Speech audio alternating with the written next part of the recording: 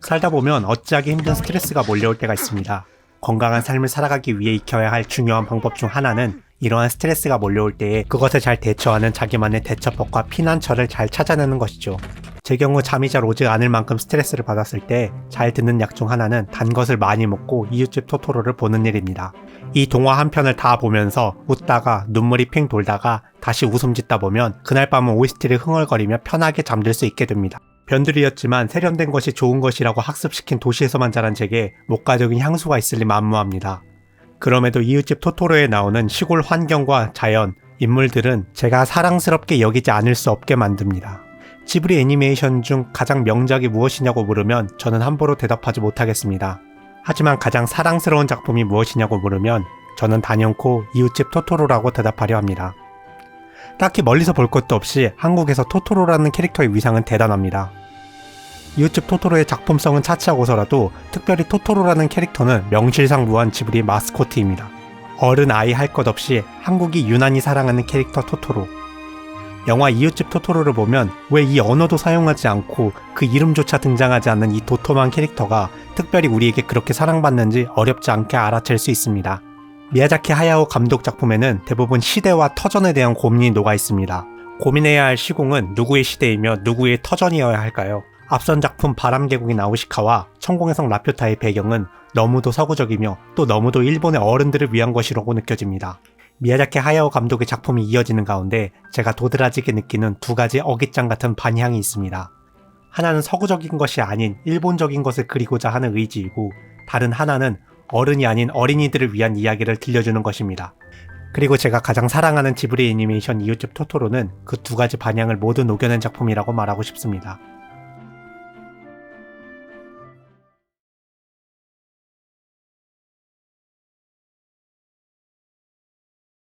이웃집 토토로는 중요한 중심 스토리가 없습니다. 등장인물 메이가 트롤이라고 부르는 생명체를 중심으로 돌아가는 이 이야기는 별다른 갈등 없이 구성 플롯마저도 굉장히 단순합니다. 영화를 다 보면 계속 흥얼거리게 되는 주제곡에 영화의 내용이 거의 다 녹아있을 정도로요. 영화는 대학에서 일하는 아버지를 따라 도시에서 시골로 이사온 발랄한 두 자매를 비치며 시작합니다. 두 자매의 엄마는 몸이 좋지 않아 병원에 머물고 있습니다. 가족이 시골로 내려온 이유도 어머니의 회복을 위한 같습니다. 11살 사츠키와 4살 메이, 두 자매는 시골집에 이사온 첫날부터 도시에서 겪을 수 없는 기묘한 경험을 합니다. 특히 4살 소녀 메이는 새로운 집 마당에 등장한 기묘한 정령을 따라가다가 거대한 농나무 안에서 잠자는 거대한 생명체를 발견합니다. 어린 소녀 메이는 그 생명체를 보고 그것을 자신이 읽었던 동화책 속 트롤이라고 생각합니다. 그래서 어린아이의 발음으로 그 정령을 트롤, 곧 토토로라고 부릅니다. 메이는 자신을 귀찮은 듯 또 포근하게 배 위에서 맞아주는 토토로 곁에서 잠이 듭니다. 이후 언니 사츠키도 메이가 만난 신비한 토토로를 만나고 영화는 자매의 토토로와 엮인 즐겁고 신비한 체험을 중심으로 그들의 씩씩한 시골 생활을 그립니다. 그러던 어느 날 병원에서 어머니의 병세가 나빠졌다는 소식을 듣고 어린 메이는 엄마의 건강을 바라는 옥수수를 들고 무작정 홀로 길을 떠납니다. 곧 메이는 길을 잃게 되고 실종된 메이를 찾기 위해 온 마을이 발칵 뒤집히죠. 해가 지고 메이에 대한 걱정이 극에 달할 무렵 사츠키는 동생을 찾고자 하는 간절한 마음을 담아 메이가 처음 토토로를 만났다는 숲으로 기어들어가고 그곳에서 다시금 토토로를 만납니다. 동생을 찾아달라는 사츠키의 간절한 요청에 토토로는 기쁜 듯 그녀를 안고 높이 날아올라 고양이 버스를 호출해 메이의 무사 귀환을 돕습니다. 이 작은 소동을 끝으로 마무리되는 영화는 밝고 즐거운 동요와 함께 등장하는 엔딩 크레딧 사파를 통해 어머니의 퇴원, 자매의 즐거운 생활을 비칩니다.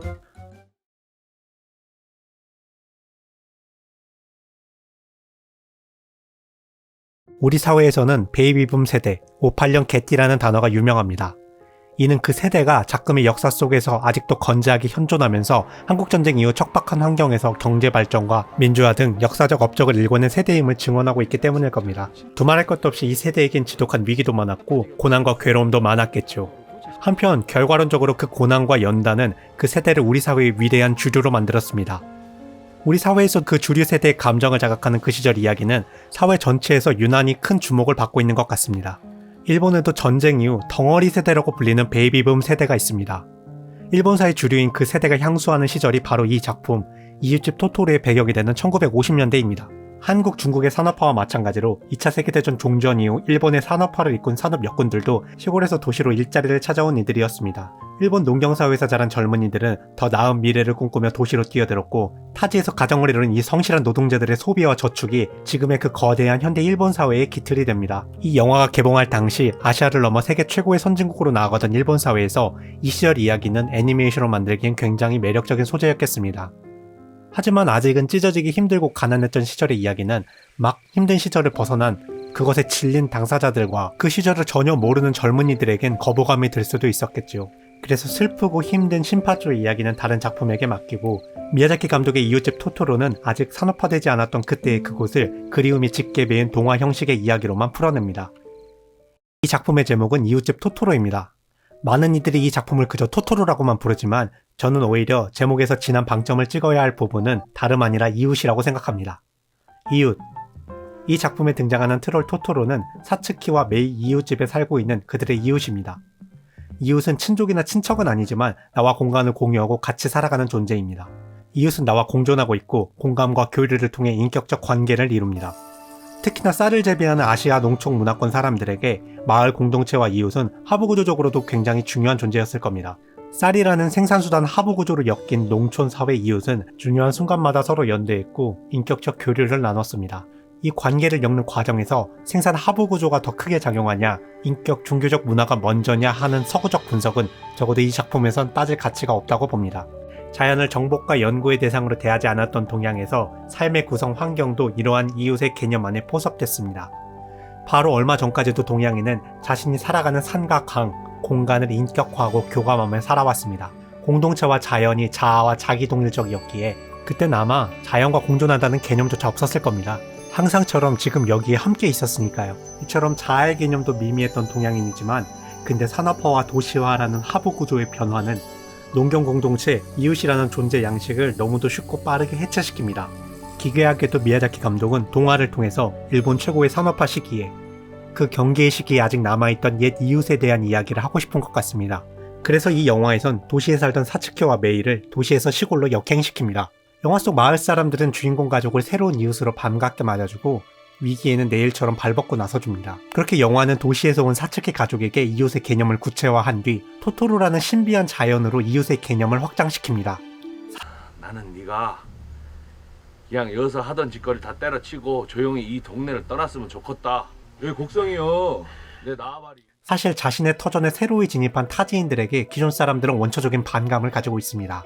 여러 이유가 있겠지만 근대 물질사회 이전의 인류에게, 특히 농촌 공동체 사람들에게 정착하고 있는 터전은 단순한 공간이 아니라 자신의 존재와 단단히 결부되어 있는 곳이기 때문이지 싶습니다. 그러니까 타인의 공간으로 진입한다는 것은 타인의 존재와 얽히게 된다는 것이죠. 물질사회를 사는 우리도 자아와 개성에 관여하는 것에 굉장히 민감하지요. 그럼에도 사츠키 가족은 농촌 사람들과 학교 친구들, 심지어 농나무 정령인 토토로와도 자연스럽게 이웃이 됩니다. 이는 사츠키 가족이 도시에서 왔음에도 근대의 발전적 위계의 힘을 전혀 드러내지 않고 발전으로 이뤄가는 세계에 대한 존중의 자세를 가지고 있기 때문으로 보입니다. 이러한 자세는 안타까움으로 마무리한 센과 치히로의 행방불명 속 인물들에겐 찾아볼 수 없었던 자세입니다. 영화에서 사츠키 가족은 이웃에 대한 존중을 그들을 포용해주는 이웃들을 건너 자연과 마을 공간이라는 관계로까지 확장해 보여줍니다. 사츠키 가족이 처음 집에 이사 왔을 때 그 공간의 입장에서 그 이사는 무단 침입에 가까웠습니다. 놀란 마쿠로쿠로는 서둘러 집에서 도망갔고 자매는 그 모습을 두려워합니다. 밤에도 유난히 강하게 바람이 불어 그들을 위협합니다. 그러나 이내 영화는 메이와 사츠키의 순수함을 비치고 가족의 자연에 대한 인격적 존중감을 묘사합니다. 이후 사츠키와 메이가 토토로와 인격적으로 얽히게 되므로 자연까지 그 가족의 이웃이 된 것 같습니다. 사츠키 가족이 마을로 침입한 첫날, 온 가족은 집 앞에 흐르는 물을 떠와 집안을 청소하고 저녁엔 다 같이 온몸을 깨끗하게 씻습니다. 그리고 다음 날에도 마치 지난 세계에서 거듭나듯 빨래를 합니다. 우리나라에서 마을 구슬하기 전에 진행자들은 꼭 다 같이 깨끗이 목욕을 하지요. 이슬람에서도 하루 5번 예배를 올릴 때마다 반드시 몸을 깨끗하게 씻습니다.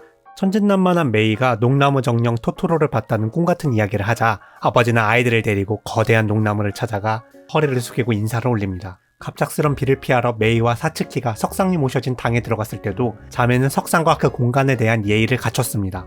사츠키가 처음 토토로를 만났을 때도 그녀는 토토로에게 비를 피하라며 우산을 빌려줍니다. 일관되게 그려지는 사츠키 가족의 사람과 자연에 대한 존중감은 토토로로 하여금 그들을 이웃으로 받아주게 하는 것 같습니다. 작중에서 토토로는 명실상부한 사츠키 가족의 이웃입니다. 영화 후반 사츠키가 눈물을 흘리며 진심을 담아 토토로에게 도움을 요청했을 때 토토로는 그녀를 자신의 공간으로 들여주었고 그녀의 부탁을 기쁘게 들어주지요. 감독은 1950년대 일본에서 물질 문명과 기존 자연 세계의 관계가 아직 완전히 끊이지 않은 것 같은 그 시간을 이웃집 토토로의 무대로 그리고 싶었던 것 같습니다. 대조적으로 이후 2000년대를 그린 센과 치히로의 행방불명에선 강과 바다 등으로 나뉘어 그 관계가 끊어진 것으로 보입니다. 소통이 단절된 그 세계에 다다르기 위해서 치히로는 부동산 버블 붕괴 이후 버려진 테마파크의 터널을 지나야 했고 그나마도 그곳에서 기차는 가는 기차만 있고 오는 기차는 없다고 하죠. 단절의 시대의 회한을 담은 가마 할아버지의 대사도 참 아련했습니다.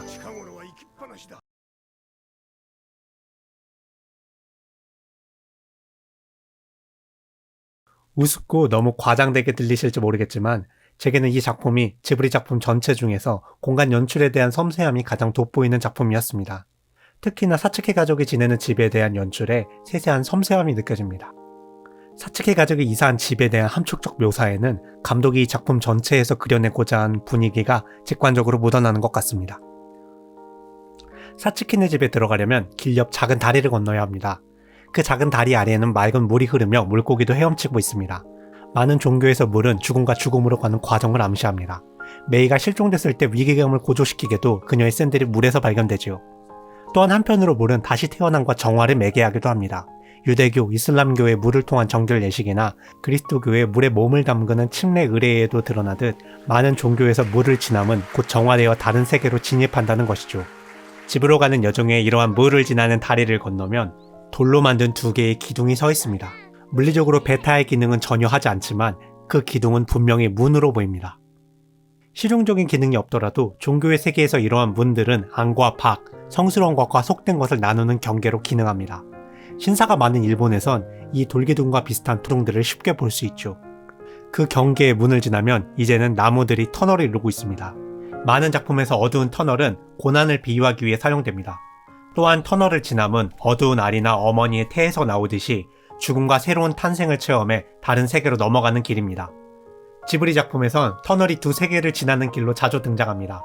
그런데 이 생그러운 나무가 만들어낸 터널에선 죽음과 고난보단 다른 세계로의 진입이 더 강조돼 보입니다. 사츠키를 환호하게 하는 이 나무 터널은 도시에서 막 이사온 가족들이 신비한 세계로 진입하게 하는 길로 보입니다. 더욱이 그 나무 터널은 하늘을 향해 위로 경사가 나 있습니다. 토토로의 거처에 도달하기 위해선 거기서도 또 한 번 더 숲을 터널을 지나야 하죠. 정리하자면 사츠키 가족이 새로운 집에 다다르기 위해서는 정화하고 구분하는 물과 다리를 건너고 다른 세계로 가는 생그러운 생명의 모습인 터널을 통과해 상승의 과정을 거쳐야 합니다. 도시에서 온 그들은 그 과정을 거침으로 토토로와 소통하는 도시화된 이성세계와는 완전히 다른 세상으로 진입합니다. 성과 속의 구분이 시각적으로 강조됐던 전작 천공의 성 라퓨타에서도 신비한 라퓨타에 입장하기 위해선 높은 곳으로 상승해 짙은 먹구름을 거쳐 번개 터널을 지나야만 했습니다. 토토로와 만나고 바람이 되기도 한 그 공간의 이웃이 된 가족들은 이제 거센 바람도 두렵지 않고 두려워했던 신비한 존재들과도 친구가 됩니다. 그 가족들에게 매일매일 구분하는 성화의 과정을 거치는 일은 신비한 라퓨타로 진입하는 특별한 사건이나 의례가 아니라 매일매일의 삶입니다. 극도의 도시화 시기를 배경으로 감독은 아련한 향수 속 그 삶을 기억하고 함께 공감하고 싶지 않았을까 합니다. 그 깊은 과정을 거쳐야 도착할 수 있는 그은 토토로가 살고 있는 거대한 나무가 한눈에 보이고 살아있는 나무들과 연못이 있으며 숲이 바로 연결되어 있는 곳입니다. 이웃의 칸타는 그 집이 귀신이 나오는 집이라고 놀리지만 이를 다르게 얘기하면 그 집이 오랫동안 사람의 손을 타지 않았고 그래서 마쿠로 쿠로스케와 같은 자연의 정령들이 머물기도 하는 인간의 세계와 구별된 공간이라는 말이기도 합니다. 두 자매의 부모는 이 귀신이 나오는 집이 싫지 않은 모양입니다. 두 자매의 부모는 이제 순수하는 거리가 있을지언정 공간과 자연을 존중할 줄 아는 어른들입니다. 심지어 아버지는 어린 시절 귀신이 나오는 집에 사는 것이 꿈이었다 하죠. 그의 이러한 태도는 이후 토토로가 살고 있는 산채만한 나무가 잘 보여서 이 집이 마음에 들었다는 이후 대사가 다시 들리게 합니다. 그리고 아버지의 이러한 태도는 왜 다른 사람 눈에는 보이지도 않는 토토로와 고양이 버스가 메이와 사츠키 눈에는 선명하게 실존하는지 알 수 있게도 합니다. 이후 작품인 센과 치히로의 행방불명에서처럼 이 작품에도 곳곳의 중요한 지점마다 일본 전통 종교인 신도를 기반으로 한 일본의 종교 문화가 배어있는 곳으로 보입니다. 종교학자 엘리아데는 현대 물질사회의 가장 큰 허구가 시공간이 균질하다는 주장이라고 했습니다. 우리가 살아가면서 많은 공간이 구별되듯 인격화된 자연, 종교적 대상의 공간도 구별됩니다.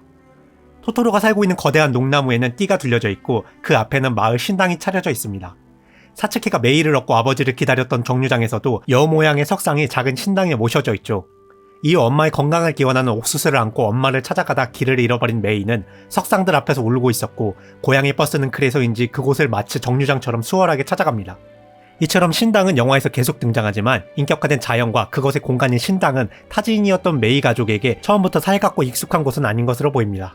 극초반 메이는 마크로크루스케, 신당 등 새로운 종교 환경에 대해 미묘한 두려움을 느끼며 메이는 무섭지 않아 라고 자신을 다잡는 대사를 외칩니다. 사츠키도 아버지에게 토토로와의 첫 만남을 무서웠다고 말합니다. 그러나 극이 진행되며 메이 자매의 토토로와의 관계가 깊어질수록 같은 말로 메이 자매와 자연과의 인격적 교감이 증가할수록 인격화된 자연이 모셔진 신당은 공포와 이질의 공간이 아니게 됩니다. 영화 종반 신당은 길을 잃고 걱정과 공포에 빠진 메이가 자연스럽게 다다른 공간이자 사츠키가 토토로의 도움으로 메이와 재회하는 공간이었습니다.